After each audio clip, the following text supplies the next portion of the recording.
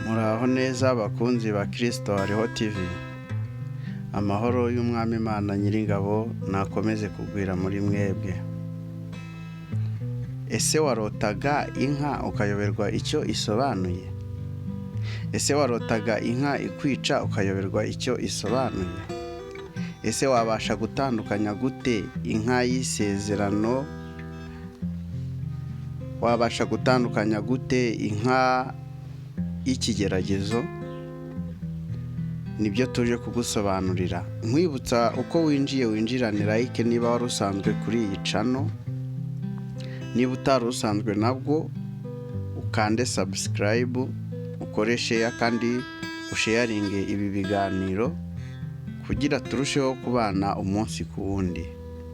Kugira ngo tujye dusangiza ibi biganiro nawe bikugerereho kugiye kandi bikongerere ubumenyi bwinshi kandi ibyo utasobanukirwaga mu buryo bw'umwuka, Imana ibashe kugufasha ubisobanukirwe kugira ngo n'undi wari warayobewe ibyo asobanukirwa, ibyo yabonaga mu nzozi ntabisobanukirwe, abisobanukirwe uhereye uyu mwanya. Njyewe ubaganiriza ni ngiye uhagarariye iyi channel, ariko umuririmbyi araririmba ngo kubana kwabo kwiza barahugurana ngo be kugwa mu cyaha umungeri abumwe kandi babone amahoro. Muri make babona amahoro. Imana nishimwe cyane. Kubaho udafite Yesu ntacyo bimaze. Kubaho Imana itaba muri wowe ntacyo bimaze. Umubiri n'ubusa uzabora. Nonaho urafite ariko ejo ushobora kutabufite. Nonaho ushobora kuba udafite ariko ejo ukagira, kuko Imana itanga uko ishaka. Imana nishimwe cyane. Tuje kubasobanurira inzozi zijyanye n'inka. Hari igihe warotaga inka, biterwa n'uburyo ki wabirotaga ntubisobanukirwe, watwandikira munsi ibyo warose byose tukagusobanurira, kuko akantu kamwe kabasha gutuma inzozi warose zihinduka. Rero hari n'igihe Imana iguheramo ubutumwa bwawe ntubimenye, warangiza ukavuga ngo ni iby'inzozi kandi Imana yagusuye. Hari na benshi barota byinshi bikanga kuva mu mutwe wabo. Ibyo byanze kuva mu mutwe wawe ubasha kutwandikira ukatubwira ati ibi ngibi nge narose ibi nibi, wamfasha ukansobanurira. Mbifashijwemo n'Imana. Icyambere cyo ugomba kubanza kumenya, njyewe turi kuganira ntago niyobora. Kuba ntiyobora rero hari ikinyobora rero ndagira ngo nkigutangarize uyu mwanya. Nyoborwa n'umwuka wera w'Imana, nyoborwa n'Imana isumba byose, Imana itarya ruswa, niyo nyoborwa nayo. Rero iyo Mana nyoborwa nayo niyo ibasha kumfasha kugusobanurira. Njyewe ku bwanjye ntago nabishobora, ariko mfashijwemo n'umwuka wera, mfashijwe n'Imana, mfashijwe n'ubuntu bwayo, nk'uko umuririmbyi yaririmbye ngo kubw'ubuntu bwinshi busaga twemerewe n'Imana ihoraho. Imana ishimwe. Imana rero ibasha kumfasha byose bikagenda neza bifashijwemo nayo. Hari igihe urota inka iri mu kiraro, hari igihe urota inka ikwirukaho, hari igihe urota inka zifite amahembe zikwirukaho, hari igihe urota inka ziri mu nzu, hari igihe urota inka zikwica. Ibyo byose ni ibintu ubona ukayoberwa ubusobanuro. Ibyo rero ndagutangariza yuko uyu mwanya uramutse hari ibyo warose, hari ibyo wabonye mu ijoro uryamye wagiye aho twese iyo dusinziriye tujya, ibyo ngibyo Imana ibishatse kukubwira, ndagira ngo nkubwire ngo si ibya bose. Wowe ubibona uba ufitiwe amahirwe menshi cyane ku Mana, kandi haba hari byinshi Imana iba ishaka kukwereka cyangwa ishaka kukubwira kugira ngo kuko uri uwayo, kuko uri umunyabugingo ubashe kutazagwa mu mutego. Kandi nabwo iyo utari umunyabugingo, iyo ibishaka uburyo ki yakuzana nawe ukazabasha kuraganwa n'abera igihugu cy'ubwami bw'ijuru, nawe ukazabasha kurya ku byiza byo mu gihugu. Rero yo ibonye iguhamagaye ntiwitabe, icyo gihe niyo mpamvu ubona na byinshi ukabibona ukanegirije ukavuga tapu ibi ni ibisanzwe, cyane ko benshi Imana yamaze kubavamo, benshi bamaze kunamuka, benshi bamaze kubona ko nta Mana ibaho. Ariko ndagira ngo ngutangarize ko Imana ibaho. Igihe uba urwaye cyose ukizwa n'imbaraga z'Imana. Buriya imiti ya muganga ntacyo yakumarira Imana itashyizeho vi.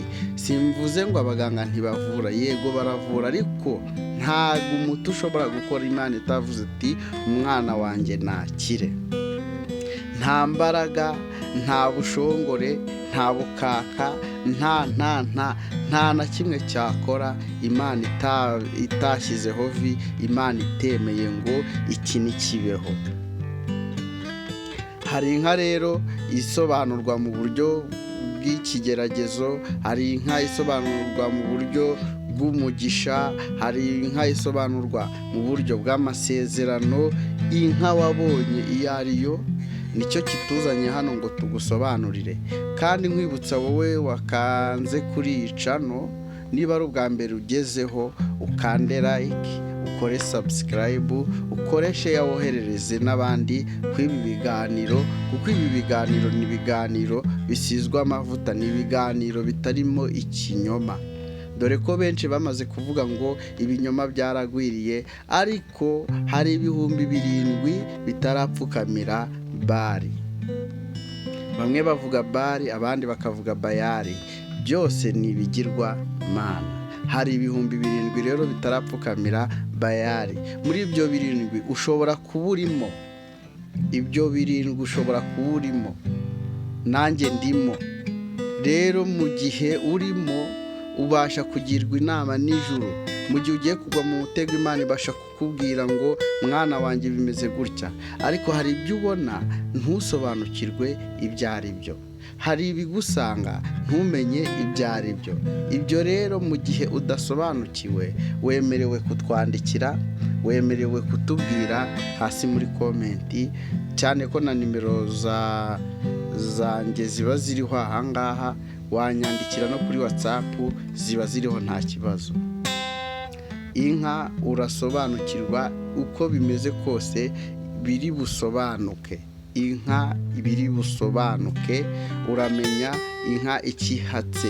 Hari inka zikwirukaho ku musozi, hari inka zikwirukaho umanuka, hari inka zikwirukaho zishaka kukwica ukazihungira mu mufurege, hari inka mbese impande zose.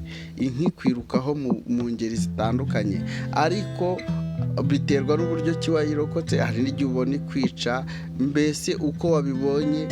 Icyo nkwibutsa ni ukuvuga uko wazibonye inzozi zose, uhereye kuri A a Z, guhera ku itangiriro ryazo. Niba wabonye inka yari umukara, niba yari ifite amabara se, niba nta mabara yari ifite se, yari ifite amahembe se, cyangwa ntayo yari ifite, ugomba kuvuga ikintu uko wakibonye. Wowe mbese se wari wambaye ute? Nabwo niba utabonye uko wari wambaye, nabyo bibaho, birashoboka.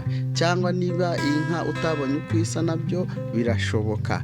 Ukaba wabonye ikwica, byose birashoboka, nta kidashoboka.